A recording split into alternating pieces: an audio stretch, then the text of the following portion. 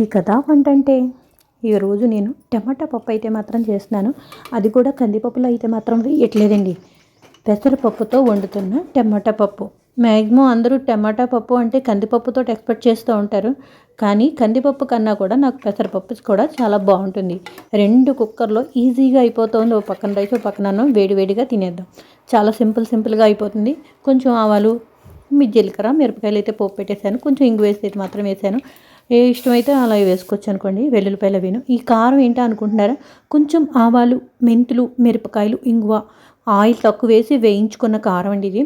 ఏ పప్పులో వేసినా సరే, పులుసులో వేసినా సరే చాలా చాలా టేస్ట్గా ఉంటుంది. ఇది ఒక చిన్న టిప్ అయితే మాత్రం మీకు చెప్పేశానండి. నేను చేస్తున్న సీక్రెట్ అయితే మాత్రం అదే. చాలా టేస్ట్గా ఉంటుంది అలాంటి కారం వేస్తాను.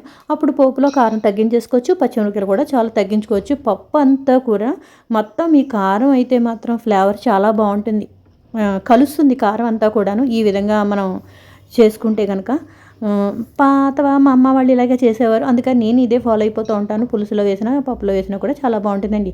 పప్పు అయితే మాత్రం అయిపోయింది. దీంట్లో కొంచెం మనకు కావాల్సిన ఏంటనుకుంటున్నారు? కొంచెం అప్పడాలు, ఒక 2 చల్లమిరపకాయలు సరిపోతుందంట.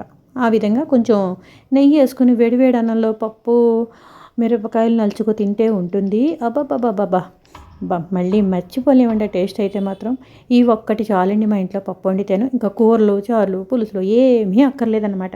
ఈ విధంగా అయితే మాత్రం కంప్లీట్ చేసుకున్నాను వంటని. ఎందుకు అంటే కొంచెం దేవుడి పూజ అది ఉంది కదా, అందుకని స్పీడ్గా